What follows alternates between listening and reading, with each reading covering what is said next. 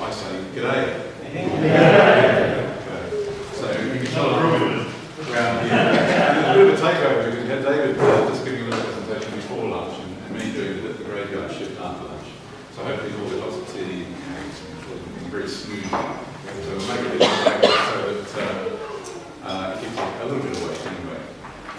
The main theme of your conference this year and the previous year, of course, is about bringing teaching. And we all acknowledge that A, we love ringing, that's why we're here, and we want it to be better, to strive for excellence in every aspect of what we do. And teaching ringing is an important part of that. My session is a little bit different in that, yes, of course I acknowledge that ringing teaching is essential, but also as town captains, there's so much more that we need to be doing. So, first bit of introduction. Hands up, who's a town captain now? Okay. Hands up if you've been a town captain for more than 5 years? 10? More than, yeah, okay. Okay. Hands up if you are an aspiring town captain. Okay. All right. So, I've been a town captain. You say this one's forward. This too. Okay. So there we are. David said he commuted between. Where's the lady? Oh, the dot. Okay, so Brisbane down to Melbourne. Well, I'm halfway. I'm Sydney there. Been over here since 2007. For about 10 years, I was. There we are. Sydney, born and bred. Tower captain at St Mary's Cathedral in Sydney. Hands up, you rung there? Hey, done this place. 12 bells plus 2, Whitechapel 1984, 1985. But the history of the bells since 1844, so quite young in UK terms. The bells are in the central tower there. It'd be nice to have a little simulator like Matthew Sorrell in any. They're both empty, completely empty, those two. But fantastic location. Beautiful views out here, out to the harbour and all that sort of stuff. Cafe on the roof. We'd like to have a cafe on the roof. Yeah, good idea. Really good. We have got the minibar, of course, full of Fosters. No. Anyway, and then Mad Choice ended up moving over here in 2007. And started off in Rutland. And in 2008 they said, oh, would you like to be ringing master of Rutland branch of the Victor Guild? Do you think you're qualified? I said, well, I've just been ringing master of New South Wales, which is 3 times the size of England. I'm not sure whether that qualifies me or not. Some of us, how does the line go, are born to greatness. Some of us have great thrust points, etc., etc. Sometimes we become tower captain because everybody else around us took a step backwards. Yeah? And we ended up being the last one at the front and look around and think, oh, or if you miss a crucial AGM. Yes. And you come back and think, guess what happened last night? Okay. You have to be so many things. And of course, trainer, teacher is in there, but you have to be so many other things. And so there's this awful kind of sense of doom, oh my God, what have I got myself into, and how can I cope? Now, also at the moment, I have this distinct privilege of being the Vice President of Central Council for Church Buildings, and one of the messages that I'm hoping to share with you is how much support, resources, practical, or whatever, the Central Council can offer town captains who are thrust into the role and really don't know where to start, or they've got a particular problem, don't know how to deal with it. Krista Cordova was talking about the church being closed soon, what happened with the bells, all that kind of thing. So I'm going to share some stories. We've already been a little bit interactive with your hands, so thank you for that. About the town captaincy, what are the basic building blocks, what needs to be in place, a bit of governance stuff, etc., etc. Okay. So key thing, help, I'm trying to get me out of here. Don't panic. Don't panic. There are lots of ways that you can get help. Yeah, and we'll share some of those. It's a bit of a summary, I guess. Got to have a handy little acronym. P for panic, don't.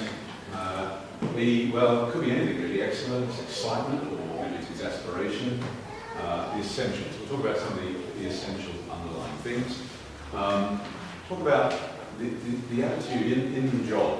Okay, what attitude do you bring to the tower captaincy? Because the other members of the team bounce off that. Okay, so how you turn up each time, the behaviours that you present will determine the kind of team that you have.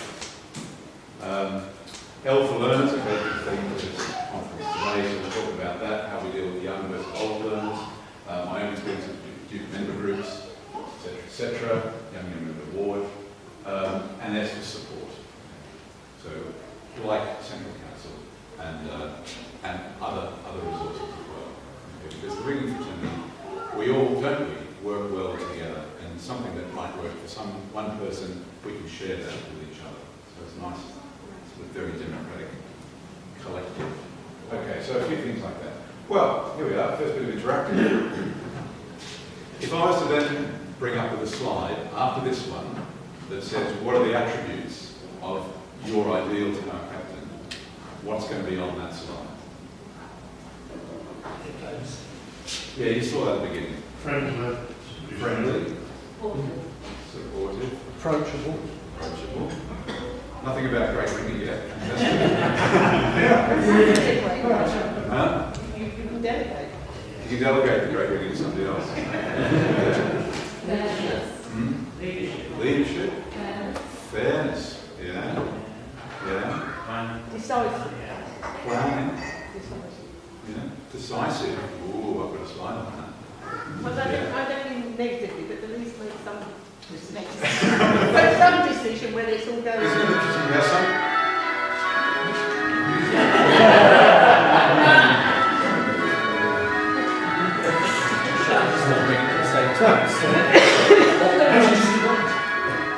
I think that was my fault.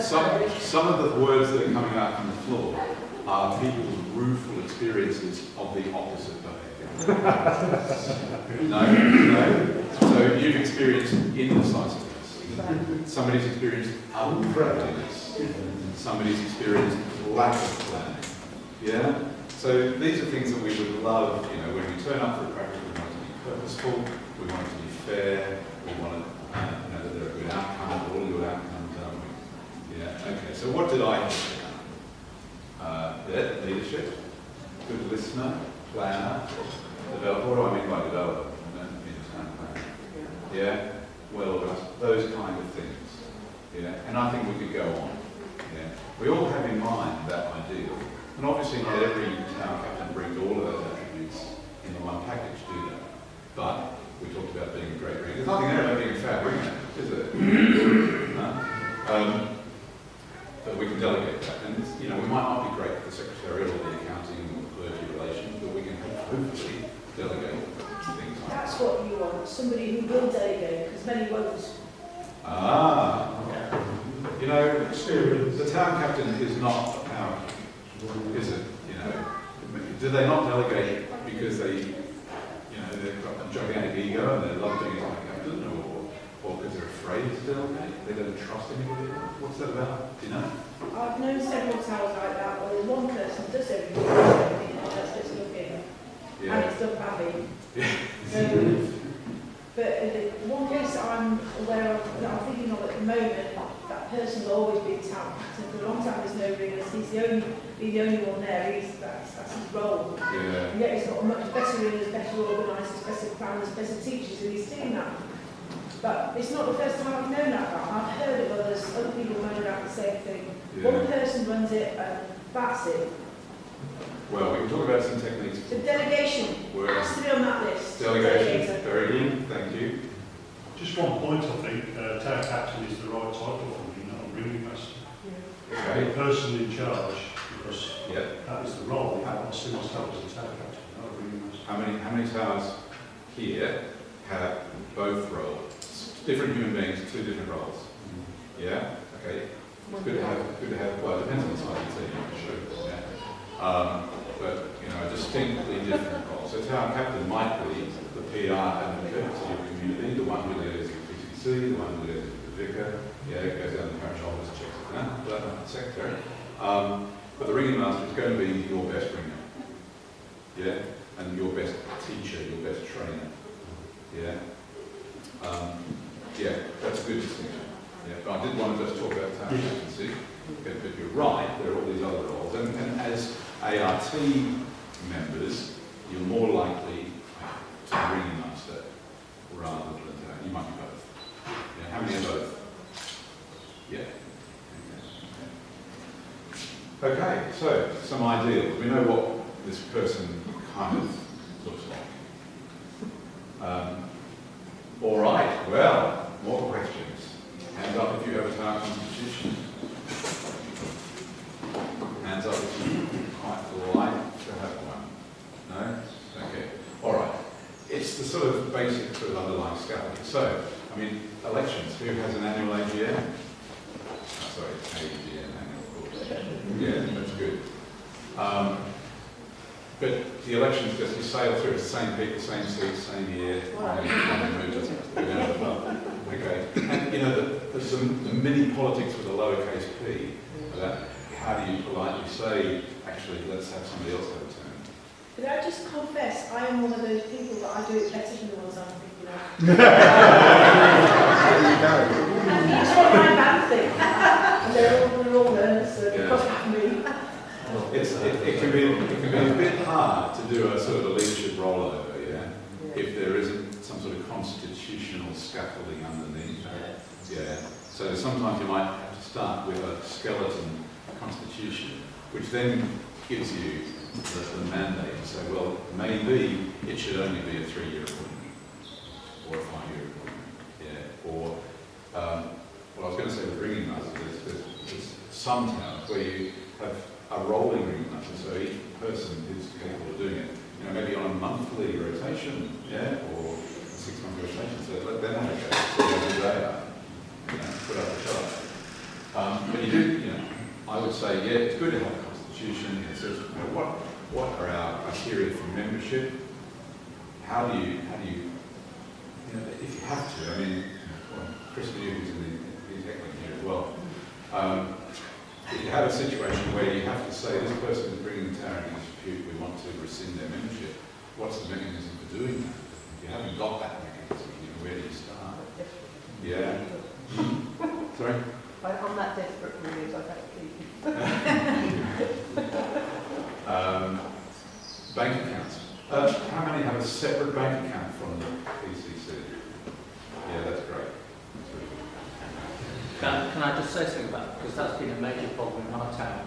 The money's got mixed up. We actually don't know where our money is.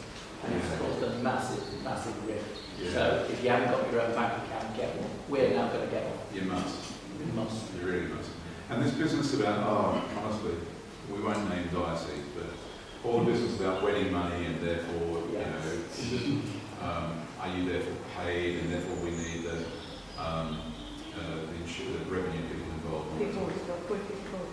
Load of rubbish. Okay. Have your own bank account. And if the PCC, or if the parish office is handling the checks for the weddings, that's all they're doing. They're not putting it into their bank account and back out again. They just basically hand it over to you. Yeah, so none of that wedding money touches the parish bank account. It goes straight into you. We don't see all gets paid into a central office, not even a church office. It goes into a dealing office. I'm trying. You can't get there. You see, I'm lucky, they pay the church warden Cash, yeah. I can imagine like from cash, We've all got those weddings. So, I mean, we've all got those stories. I mean, we were in a really happy situation back at St Mary's Cathedral, Catholic Cathedral. Yeah. There's this, you know, 30% of the Australian population is Catholic. You got all the Greeks and Lebanese, and they all have a big wedding. So we did about 60 weddings a year, like 2 most Saturdays. And it was a machine. And of course they wanted, we had trouble getting ringers, reverse psychology, we think, oh fair enough, we better put the money up, that'll frighten them off. Okay, so they won't it works the reverse. But that's okay, because then you can go and bribe ringers from other towns weddings, and they would because the money was better. And actually, so that's reached a sort of an equilibrium now. So, you figure out what the flower people are getting, which is thousands. yeah, the dress, the ring, the video. That's when I found out what the organist The organist, was getting. When I absolutely. found out from the rector what the organist was getting, So, I you know, raised my fingers up. Fair enough, you might get one wedding a year or 2 weddings a year, but don't sell yourself short, okay, because like we were talking about the cost slide before lunch, if you don't charge anything or you don't charge much, people don't value it, yeah. So make sure it's aligned with other charges for those weddings. People will value it and you probably get more requests too. It's fun enough, yeah, but don't let it go through the parish. Chris, Yeah. just very quick, I think we're missing something here. There are two types of ringers funds basically. If you take appeal fees and visitors fees or whatever, they belong to the PCC. You know, it's been inappropriate for us to raise money on somebody else's equipment. It belongs to the church, not us. Yeah. So you need to account for that separately. Yeah. There's the other thing, which is actually a club fund, if you like, Yeah, where the ringers keep their money. I mean, in our town, we don't dish out the whole of the wedding fee. We put some of it into the club fund. yeah. And you have to resist the PCC treasurer trying to think he wants you to account to him for that. Yeah. It isn't it. Yeah. You've got to be ever so careful and clear Yeah. that ringing fees charged for the use of the bells Yeah. belong to the PCC. Yeah. It's for the maintenance of the town roads, whatever you want to do with it, but it's the PCC. They have some packaging around that. Yeah. Everybody else. So let's say you get a new hungry treasurer of the BCC. That there's a very clear description as to this chunk in the PCC is sort of ring fenced, if you like, for your roads or your stations. If it's the same bank account, Yeah. you must clearly account for it. And in fact, it should go to the PCC's account because it's subject to later part of the quota. Yeah. Does- Now there's plenty of stuff about this, so you can get hold of it. CCCOM did an excellent series on ringers and money, and you can get the Ringing World website has access to those articles, but I think there's also a link in the Central Council website as well, so I can point you towards those. Chris, just before you leave this slide, Yeah. about town constitution and election of Yeah. town captains, it's probably not generally known that Church of England does expect town captains to be appointed and approved by the incumbent of the PCC. Rather than elected by, Just yeah, I don't know. We get our rector to chair our annual meeting. That's So he chairs it and then removes the election. Yeah. And I think it's essential to get the vicar involved, really, because he couldn't care less, and I think it is important. I'd rather than say that, back to the town constitution, it's not worth maybe a bit more because of the law better, and it has the final say on the But that could be written into the constitution. It doesn't have to be. Yeah. It's fact. Yes. Yeah. Interesting. Very interesting. Yeah. It's a little bit different in Australia. Anyway, a bit more autonomous. Argumentative. No, good feedback. Thank you. Your attitude in the town. What? Oh, I accept it all. Good. So, somebody said decisive, making decisions. Yeah. That doesn't mean you're a dictator. But some people might think of being a dictator. Sometimes, and again, there's those little internal politics. Yeah. And running the ringing. So, again, planning. Somebody's a good planner, or lack thereof. I'm the ringing master at Harrow. We have a town captain who doesn't run the ringing. Could run the ringing, but I run the ringing. But you're always, so whether it's on a practice night, thinking ahead at least the next touch, or the touch after that, or the touch after that. Making it purposeful. So, people like to chat. Of course, it's a social time, but it's precious practice time as well. So you waste minutes, 5 minutes between touches where people are chatting away, and then corralling them again and getting them back on right, what are we going to do next? It's sometimes a bit tricky, isn't it? Okay. Planning ahead also, not just to the next touch or the one after that, but also week on week. Okay, what are we going to do next week? And what are we going to do next month? So we do a method of the month thing, which people really like, so they know, what to think ahead for. So, okay, we're coming to the end of, or we're beginning of March now, so that's right, we're going to do some cleanse this month, aren't we? then the month after that, we know it's going to be touches, interactive triples.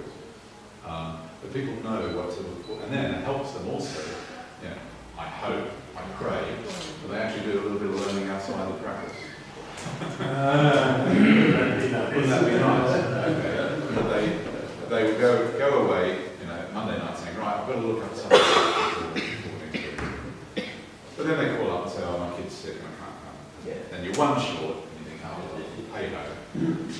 Same with Sundays. If people understand Sundays are going to be about quality ringing, we're not going to be using it as a learning experience, crash bash. And then, you know, for weddings as well, you're going to feel something that you know you're going to do well. Keep it simple, but do it well, because we all know that the puncher in the street can differentiate between good ringing and bad ringing. And don't assume that they will do, because they can. And they will comment, and they say, gosh, the ringing sounds good this morning. Yeah? Or gee, it's like Alison was saying earlier, gosh, it sounds like you've broken one of your bells. So, yeah, and think about also, if you have got a ringing master of the month, not a bad idea, share it all out, so Chris, your tower captain, doesn't feel too threatened by that, okay, that you're letting somebody else have a go. I often do. Hmm? I often do. Yeah? Share it out. Yeah. My title's boss lady, by the way. not Boss tower. lady. Scary. Very scary. And again, we talk about friendliness. You know, the fourth touch that fires out that night, the friendliness begins to soften. But just to keep affirming and say, yes, well, that was a very worthy attempt. We have a local tower captain that says, well, it can really get better. Who does a sort of like a touch post-mortem? I would think if there's something, You know, occasionally when there's something that somebody's clearly not got, I've got a total misunderstanding what they're supposed to do. It's one thing if somebody makes a mistake, no point in doing post-mortem. They say, I went wrong, and I might say quite, no, it actually wasn't you who went wrong, you just missed, because you didn't understand that, someone else went wrong with you on. yes. But I won't necessarily tell the person who went wrong that they've gone wrong, because if they knew what they were supposed to be doing, that's fine. But if, for example, someone every time missed 2, 3, 4 up and played wrong or something like that, you suddenly think, come on, you've got to talk about it to that person, not necessarily the whole, not the post-mortem system, but just say quietly that. Look, I think if we attempt to touch, and I know collectively as a team we could have really done that a lot better. yes, that's difficult. You It's a know, collective. and everybody hangs up their ropes and then turns around and starts yakking. Right? Well, sometimes we ask, especially with the youngsters, it's really bad, say, well, what did you think of that? Yeah. And they say, 2 out of 10, so we know that they think the same as that. They know that they haven't done it right. Oh, I hope. Yeah, but they don't know, perhaps can't put the finger on what it was that was going wrong. Yeah, there was a time I was away for a point of view and they still had a practice, and they were very inexperienced band, but they still had a practice. And I said, well, how did the practices go? And they said, it wasn't very good. You just say so-and-so and then it goes right. But we don't know why, you know. Yeah. You used to say something like, give that a bigger space, or you're following so-and-so, you know. Yes. And suddenly it goes right, and that is, they knew they weren't doing it very well, but they said, you just say something and it goes right. Yeah, that's it. Well, that comes with experience. That's right, exactly. Or it's a bit of a clue that perhaps they can't do that as well, even though they say they can. I don't know. Yeah, I spend a lot of time trying to get them to I sometimes, you know, when I do my ringing master annual report, again, here it is again, I've got an acronym. And I say, look, you know, it'd be really good if people turn up on time so we can actually get the most out of it by an hour and a half. Or on a Sunday, for goodness sake, going up half an hour, please turn up on time.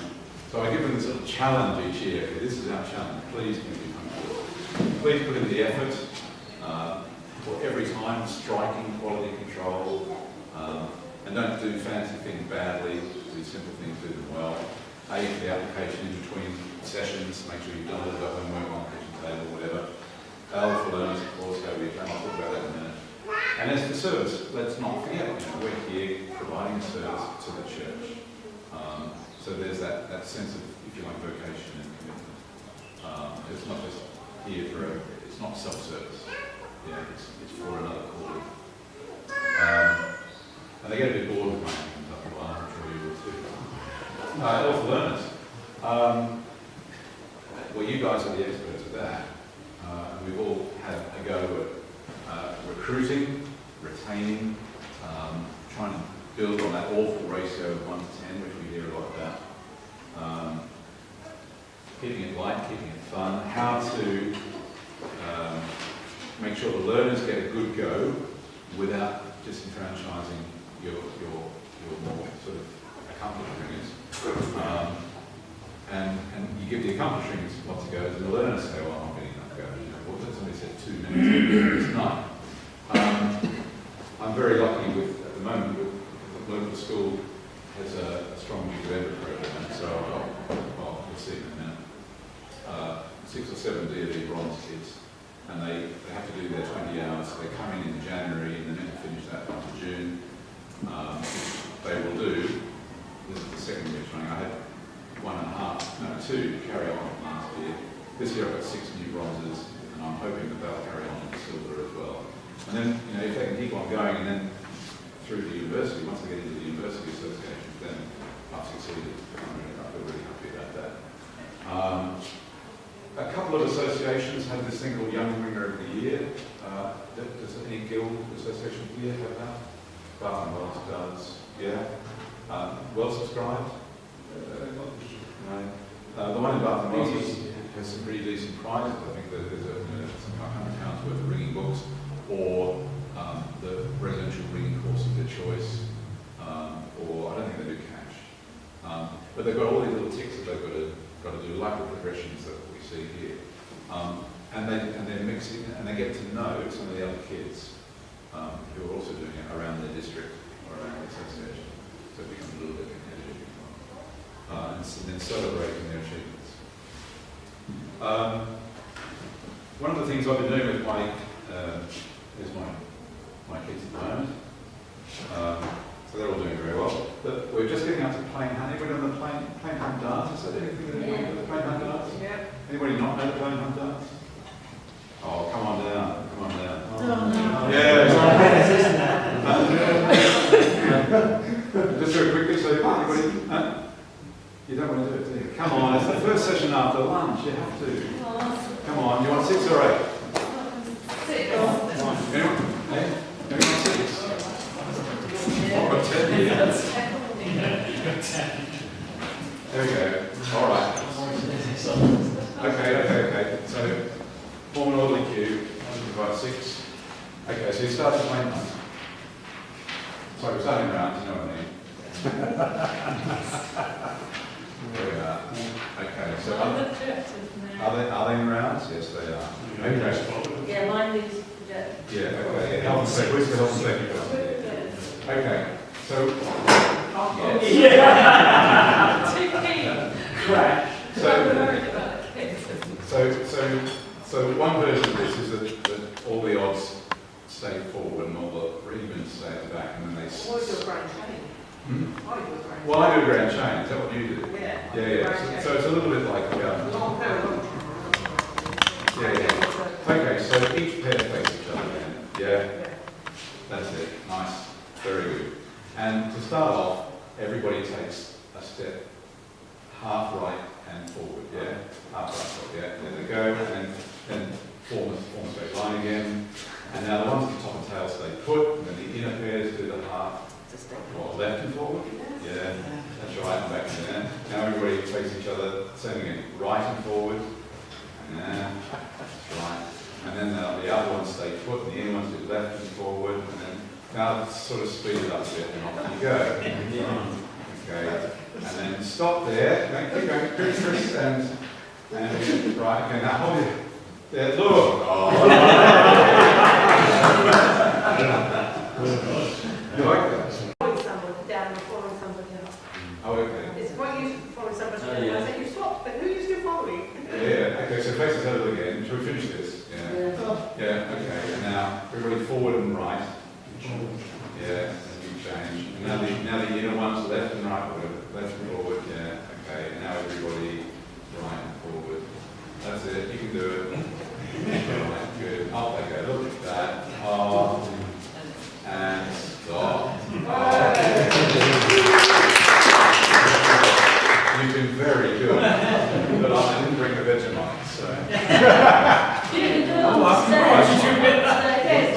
Staircases, yeah. Well, should we do it on the stage? We can get it on the video. Down the staircase. We can do it. I've got 10 of these.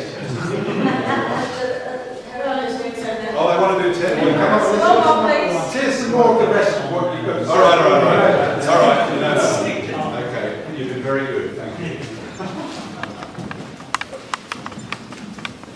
Okay. What else have I got here? Oh, well, so moving on. Ringing seems to attract the eccentric, yes? Now, well, I'm collecting the definitive work. So, how many of these have you seen? The spontaneous. Yeah. So Richard was so fed up with his town captain, they were ringing away, and the town captain was shouting at Richard rather a lot. Richard actually was falsely accused he was doing just fine with somebody else. But he was just so pissed off. He just walked away from the trial. He was still ringing, it was flapping around. He picked up his bag and he walked out. That was just amazing. It was effective. No, well, funnily enough, I wasn't. Did he ever go back? Oh yeah, he's great. He's now the town captain. The premeditated. Okay, so who was this one? Oh, Bruce. He was determined to cause trouble, and he turned up. He'd been thinking about it for weeks. And he was building himself up, you could tell. And then on the day to make maximum effect, maximum damage, he just, had a big spray about how it was all rubbish. And we kept on telling him off, and he was, something about his backstrokes, and it's quite true, his backstrokes were awful. And off he went. I'll come back to Bruce. The collective. Yeah, and this is, I've got Fred and Marjorie in mind here. Fred and Marjorie, who've been coming for years, and they're 5 years worth of Bob doubles, and it's still Bob doubles. And, the ITTS kids are coming in, and they're all really keen, and Fred and Marjorie have decided they're not getting the goes. And, okay, fair enough, they're the stalwarts, and they're the ones who turn up on Sundays, Sunday after Sunday after Sunday, and you can't, they're brilliant at what they do. But they weren't getting enough goes, and they said, this is just not fair, we're not getting those. Well, it didn't really matter, they still weren't going to get more doubles. And they just felt it was just so unfair. So as a result, knee-jerk reaction, of course they got all the goes, and the learners said, oh, this is ridiculous, we're not getting them. So people hold you to ransom like that, what do you do? Have another practice. Separate out the practice. We had 4 practices already on them. We had handling sessions, kids on 4 bells on the simulator, ordinary practice, and then advanced practice once a month. Right. Just for 4 months or so to everything settle down and get people. Well, this is it. My DLEs are a separate session entirely from the main practice. So the DLEs Sunday 4 till 6, so they can all get there, get enough road time, and then Monday nights is the regular practice for everybody else. But there we are, and one other one, the backfiring class. And this is Bruce again. Okay, can you imagine St Mary's Cathedral, 111 steps, right? And he had this big spray on a Thursday night and stormed off down the stairs, only to find that the door was and he had to come storming through there and do it all again, demand the key. It was really funny. And I'm saying, the other one, the backfiring plans, was me. And I just got a bit jaded one month or year. There wasn't enough quality control, and they weren't taking care of their striking. And, the rounds at the beginning and the end were just like, they focus in the method, but then, back in the rounds, she'll be right, mate, no worries, and no care. And I said, I'm fed up with a lot of you, I'm going to go somewhere else where they care about striking. Which you can do instantly because there's like 12 towers, it's fantastic. But embarrassingly, it was all crap. So I had to go back and say, oh, look, so that was it. So anyway, if you've got any flounce experiences, we can share them later. But they're beautiful things, they really are.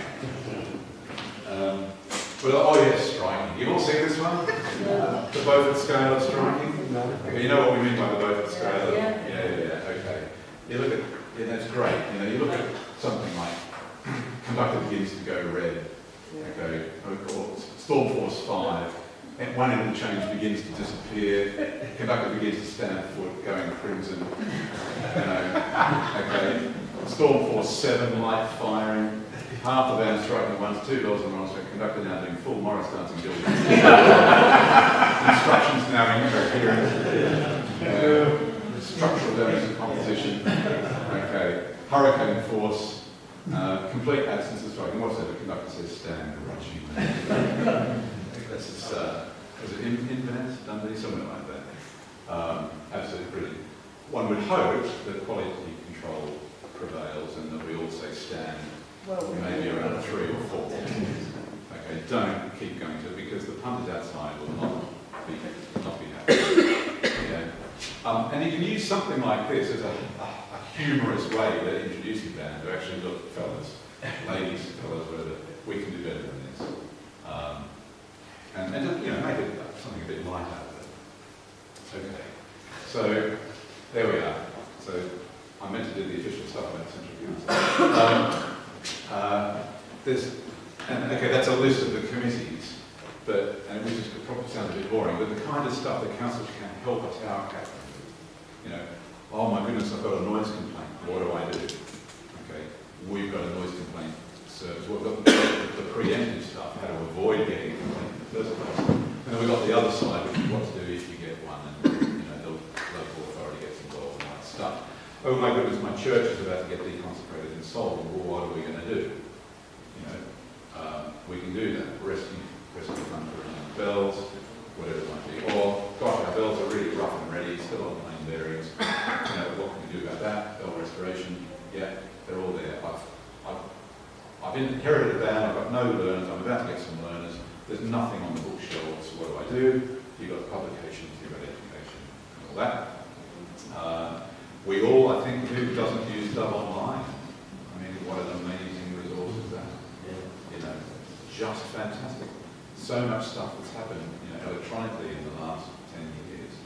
Every guild has a website, some better than others, and so on and so forth. The one that I've been involved with for a number of years, town stewardship, I'm going to segue to the president shortly, I promise. You know, this kind of thing. And it's amazing how it's kind of the boring but important stuff.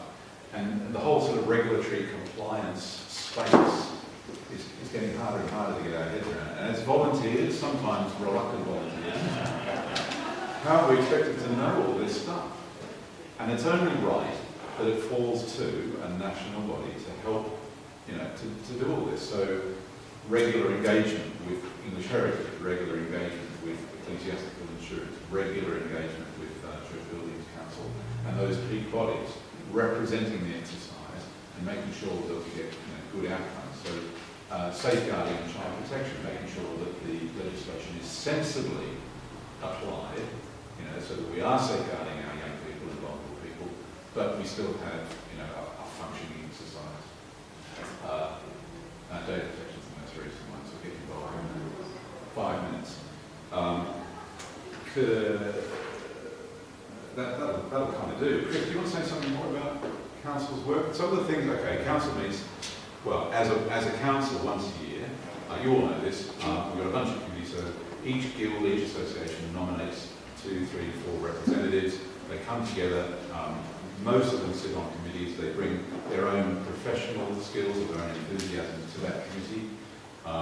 So we get the kind of people on council that the exercise in theory deserves. If you're not happy with, you know, something the council is doing or not doing, lean on your representative. If you're not happy with your representative, change your representative. So at each guild, you have the opportunity, I think once every 3 years, you get the opportunity to choose the reps.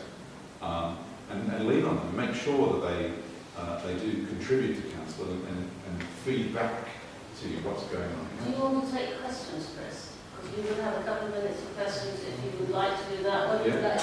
Yeah. Well, I was just going to say there's a couple of things, Yeah. and it's going to fit into some AIT work as well. That, you know, we're building up some big initiatives that will be announced hopefully in Hull here during the council meeting this year. One is this theme of go regional.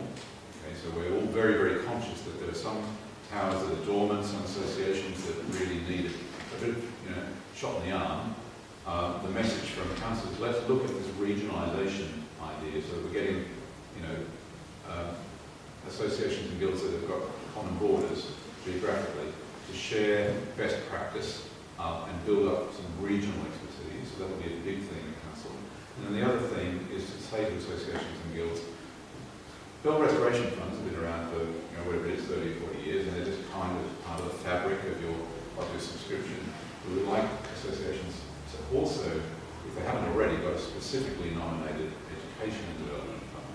So that one of the things that we've been talking about is the lack of funding for the software, if you like, of the exercise.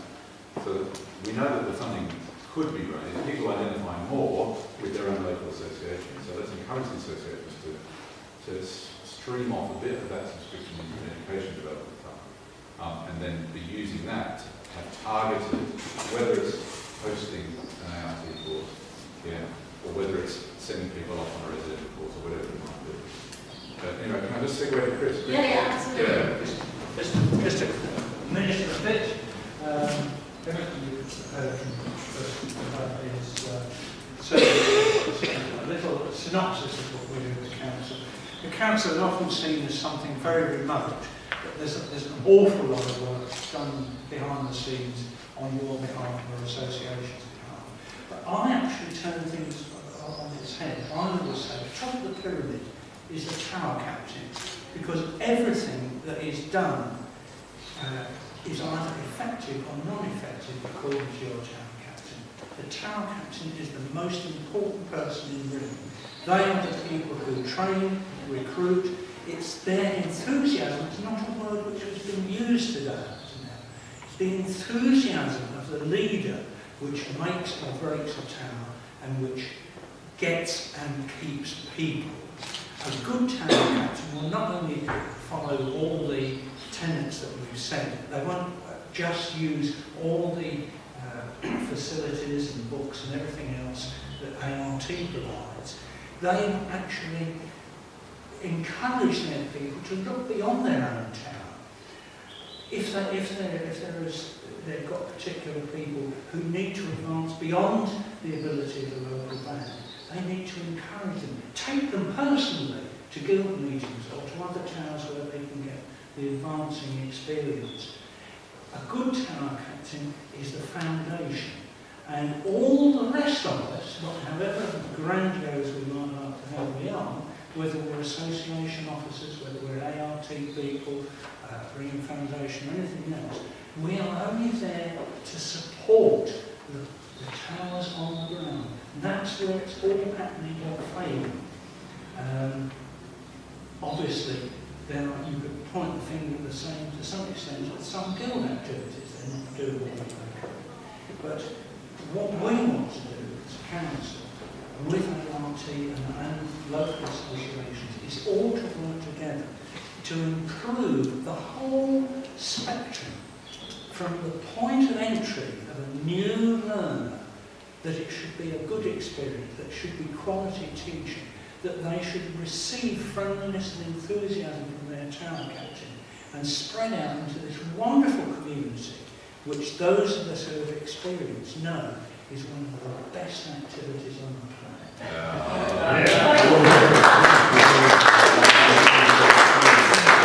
And look, I never even mentioned the cricket.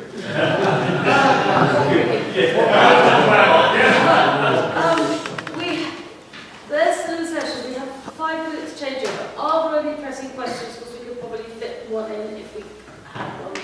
Otherwise, if we start moving and we can start adjusting to the next. Was the one right? Bob. Just a brief one, Christopher. One of the difficulties I had with our period as tower captain was dealing with visitors. I wondered what your comments on that. Always be welcoming, obviously. Not being, it's self-assessing, isn't it? You say, what can you ring? And you hope like hell that they're honest.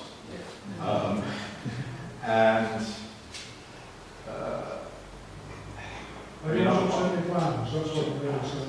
If they're upset your plan, I don't know, well, I mean, if they turn up, maybe it's grounds and triples this month, and they turn up and they can ring grounds and triples, then that's great, I'll stand back and I won't ring. But if they turn up and they say, I mean, the method of the month's up the plans, I mean, they're going to be fairly flexible. And then I would hope a lot of visitors might call ahead. No? No? Or they'd be known to somebody else. I mean, we've all kicked around a bit. You tend to know. You can say, oh yeah, I know so-and-so who knows so-and-so who knows so-and-so. So you can get a vibe that way. But I'll still make sure that we, at least twice in that practice we will do our target method, maybe 3 times. I'll see the visitors supporting my practice Yeah. or our ringing. Indeed. Jeff just wanted to ask something very briefly as well. Just a comment really, I'll keep it very brief. We in the town had a problem with a ladder access to the bells. It went on for a couple of years. The ringers tried to give information to the PCC about what they should do about it. It was the insurers who condemned the ladder. Eventually, we persuaded them to go to the Central Council. The Central Council got involved, they put the insurers and the PCC together, and the outcome is that we don't have to spend £5,000 on the new ladder. Yeah. What we have is a notice on the wall which says only those allocated by the PCC are allowed to climb the ladder, and that solved the problem. Yeah, it's a On great- that helpful note,